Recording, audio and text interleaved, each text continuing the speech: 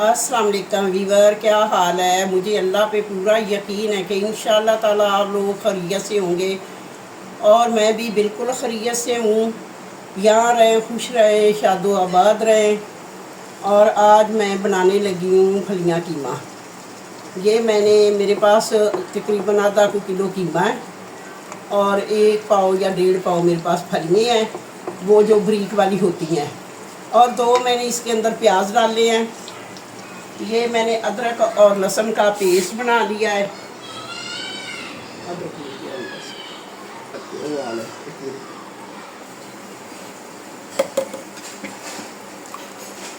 ये लहसुन, अदरक और टमाटर जो है वो मैंने ग्राइंड कर लिए हैं कि टमाटर गलते ही नहीं है, तो इसलिए मैं ना इनको ग्राइंड कर लेती होती हूँ।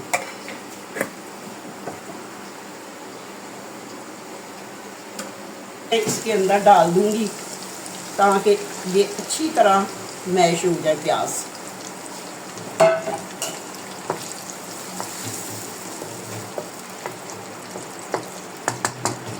ये थोड़ी देर के लिए मैं इनको ढक लूँगी ताकि इसे ना हीट सही तरीके से लग जाए। आपने 1 या 2 वो काली इलायची जो मोटे वाली होती है, वो कोई सा भी है कीमा या गोश्त, उसमें लाजमी डालनी है।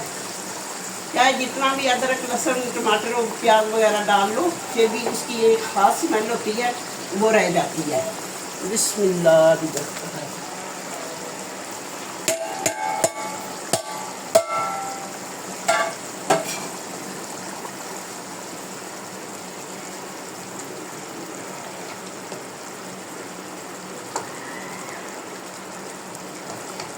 चलिए, भी साथ ही मैश हो जाएंगे और कीमा भी गल जाएगा।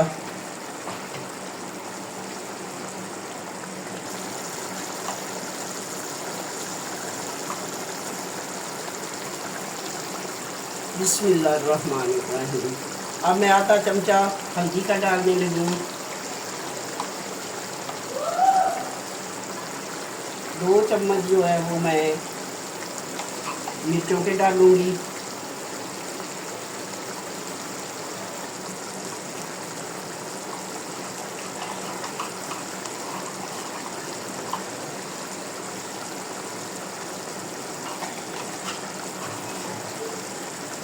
दो चम्मच ही मैं इसमें नमक के डालूँगी।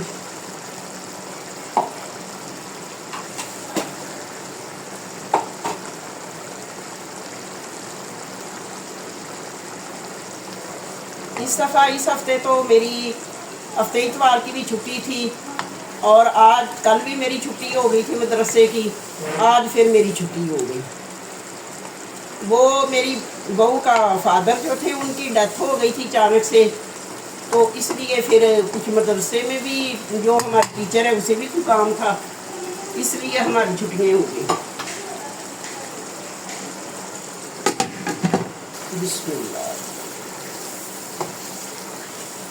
एक टिप बताना चाहूँगी कि वो तमाम लोग जिनके गुर्दों में पथरी हो जाती है और वो पथरी की वजह से गुर्दों में दर्द होता है, तो एक छोटी सी टिप देना चाहूँगी कि वो लोग जिनके गुर्दों में पथरी हो जाती है किसी भी वजह से, वो अगर सर्दियों में तो लाल गाजरें बहुत ज़्यादा आती हैं, सर्दियों में वो लाल गाजर खाएं, दिन में 1 गाजर लाजमी खाएं। और आजकल जो ऑरेंज कलर की गाजरें आ रही हैं उन्हें अपनी सलाद में आप इस्तेमाल करें खीरे के साथ, तो अल्लाह के हुक्म से पथरी जो है वो निकल जाती है। इसके अलावा एक जो है वंगा है, एक सब्ज़ी जो खीरे की तरह होता है, खीरे के ख़ानदान का होता है।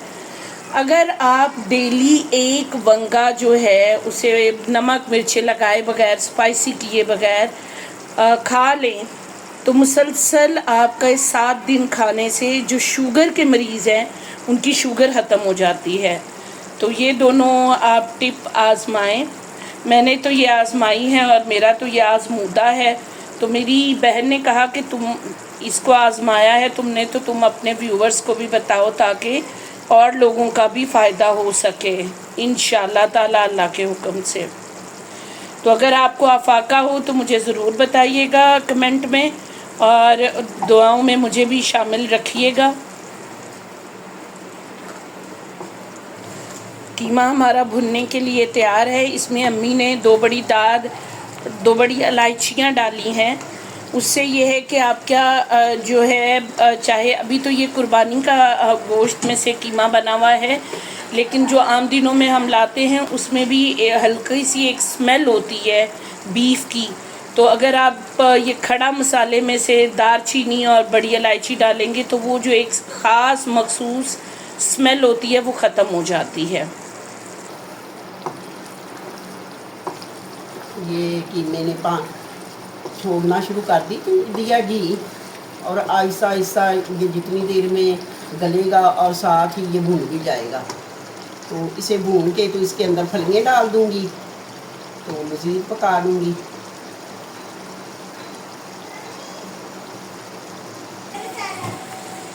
बेटा गरम मसाला नीचे नहीं है।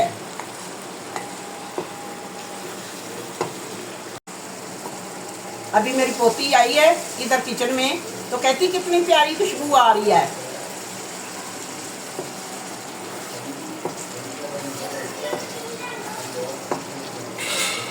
ये जो हमें ख्वाब आते हैं ना, रात को जब हम सोते हैं तो एक रूह जो है ना हमारी, वो अल्लाह के हुक्म से निकल जाती है। फिर वो इधर उधर जहाँ तक अल्लाह चाहता है वहाँ तक वो चली जाती है। कभी वो बागों में फिरती है, कभी वो हमारे जो पुराने दोस्त अहबाब होते हैं कभी वो उनसे मिलती है, कभी वो जो हमारे प्यारे, हमारी वालदा, हमारे वालद या कोई और अजीज़ प्यारा दुनिया से जा चुका है तो कभी वो उनसे मुलाकात करती है। और ऐसे लगता है हमें ख्वाब में कि हम उनके दूबदू बैठे हुए हैं और उनसे बातें कर रहे हैं। और जब अल्लाह चाहता है तो वो वापस आ जाती है हमारे जिस्म में, और कभी कभी अल्लाह ना चाहे तो दूसरी रूह भी अल्लाह ताला खींच लेता है। जो हम कहते हैं ना कि फ़लाँ आदमी जो था वो तो सोया सोया ही अल्लाह को प्यारा हो गया, नींद से जागा ही नहीं, तो ये वही मामला है। तो ख्वाबों का हमारी ज़िंदगी में इतना ही है, अच्छे ख्वाब आएँ या बुरे ख्वाब आएँ तो उससे कलमा पढ़ के तो अपने तक ही रखें, किसी को मत सुनाएं कि इतना हमारा नॉलेज नहीं है।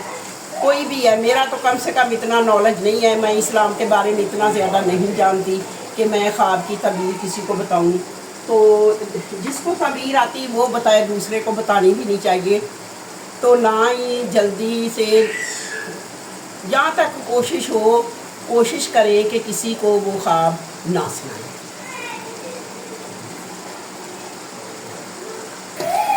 ये देखें आहिस्ता आहिस्ता भूनने में जैसे जैसे आ रहा है ये घी छोड़ रहा है, जो है ना वो जो मैं कहती हूँ तड़फना शुरू हो गया है। अब तड़पना तड़पाना इसने शुरू कर दिया, तड़फना तड़फाना शुरू कर दिता है।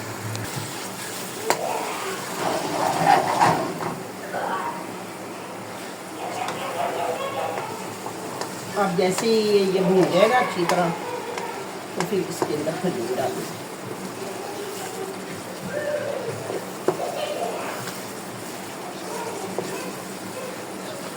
ये जो कुर्बानी का गोश्त होता है ये आप अपने सामने करवाते हो, और उसका जो ब्लड है वो अच्छी तरह वो जब ज़बह करते हैं तो निकल जाता है। और जो बाज़ार से हम लेके आते हैं तो उसमें तो उन्होंने पता नहीं पानी लगाया होता है, क्या क्या लगाया होता है, और ना वो अच्छी तरह उसको ज़बह तो करते हैं, खैर तकबीर पढ़ते हैं, हलाल तरीके से ही ज़बह करते हैं, लेकिन वो वैसा नहीं होता जैसा आप अपने सामने कुर्बानी का या वैसे कोई और हकीके का जानवर ज़बह करवाती हो। सुनता नहीं, तुसी छड़ सकते। ये आहिस्ता आहिस्ता भुने ने के करीब आ रहा है। अम्मी आप उस दिन हमें बता रही थी कि जब आप छोटी होती थी तो आपको ये नहीं पता था कि कुर्बानी में बकरे के जो हैं वो कौन कौन सी चीज़ें खाई जाती हैं। हाँ, तो व्यूवर्स को भी तो बताए ना। जब मैं अपनी वालदा के घर थी ना तो तब तो खैर वो मर्द बाहर कर लेते थे बकरा ज़बह, तो गोश्त बना के तो जितना हिस्सा वो जो मौलवी होता था वो 3 हिस्से बना देता था, एक घर वालों का हिस्सा, एक रिश्तेदारों का हिस्सा और एक जो उन्होंने बांटना होता था। उसके अंदर कलेजी भी डाल देते थे, फिफरा भी डाल देते थे और ओदरी भी साफ करवा के तो वो डाल देते थे। जब मैं अपने माँ बाप के घर से दूसरे घर में गई, दूसरे जो हमारे फ़र्ज़ी माँ बाप अल्लाह के फजल से बन जाते हैं, तो मैं उनके घर गई। तो वो जो मेरे ससुराल वाले थे वो माशाल्लाह से अल्लाह के फजल से बहुत खाने पीने वाले लोग थे, गोश्त खोर थे। तो पहली ईद आई ना, तो वो उन्होंने खुद ही ज़बा किया, मेरे ससुर ने उसको कुर्बान किया, छुरी फेरी। तो उसके बाद जो मेरे बच्चों के फादर थे और उनके छोटे भाई, उन्होंने उसकी खलड़ी उतार के तो उन्होंने उसको लहदा किया। फिर उसके बाद उन्होंने सारा जो था काट के रख दिया, जितना उन्होंने बांटना था, जितना मुनासिब समझा बांटना उतना उन्होंने बांट दिया। उसके बाद उसके कोई भी पोर्शन उन्होंने नहीं छोड़ा कि जो ना खाया हो। तब मुझे पता चला कि बकरे की कौन कौन सी, जैसे कहते ऊँट की कौन कौन सी कैल्सीडी है। फिर मुझे पता चला कि बकरे की कौन कौन सी चीज़ खाने के लायक है।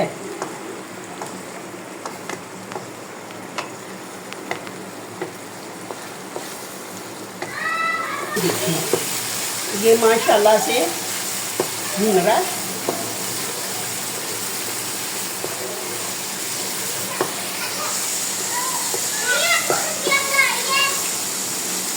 ओके बेटा, ये माशाल्लाह से जैसे घी छोड़ रहा है और अब उसने फड़फड़ाना घी ने शुरू कर दिया है, हाथ पाँव मार रहा है।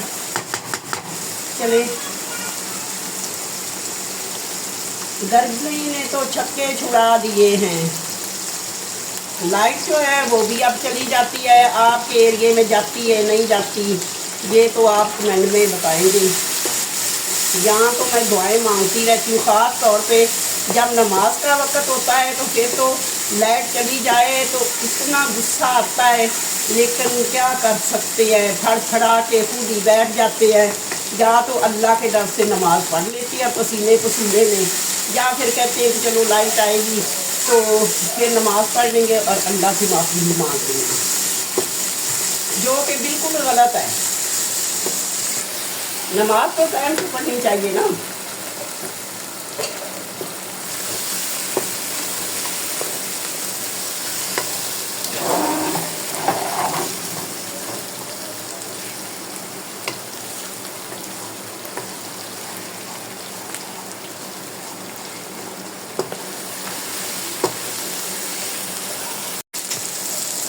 बिस्मिल्लाह, ये मैंने फलियाँ डाल दी हैं। बिस्मिल्लाह, अब मैं इसके अंदर थोड़ा सा पानी डालूंगी जिससे ये फलियाँ गल जाएंगी। अमित, मुझे थोड़ा थोड़ा याद है कि बचपन में इन फलियों को उबाल के इनके ऊपर वो नमक और वो सूख मिर्च लगा के इनको खाया भी जाता था।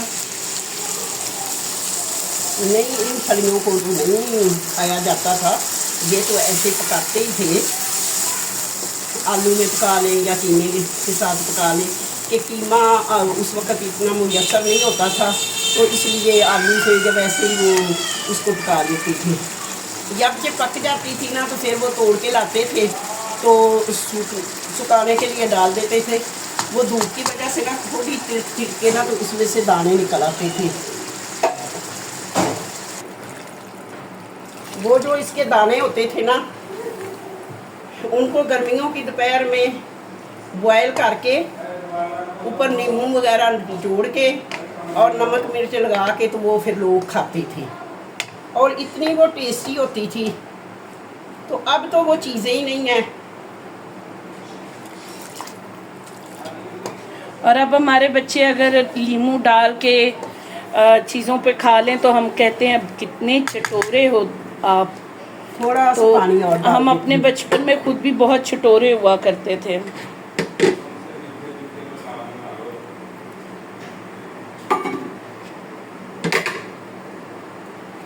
माशाल्लाह, ये कितनी प्यारी लग रही है।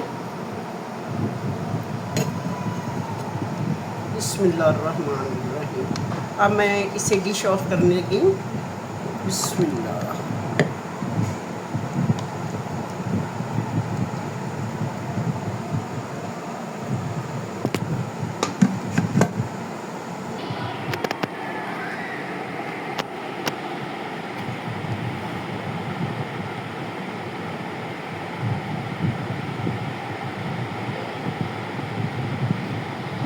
ये आप नान के साथ खाएं, पराठे के साथ खाएं, जिसके साथ खाएं, ज़बरदस्त, बहुत मज़ेदार। मज़ेदार।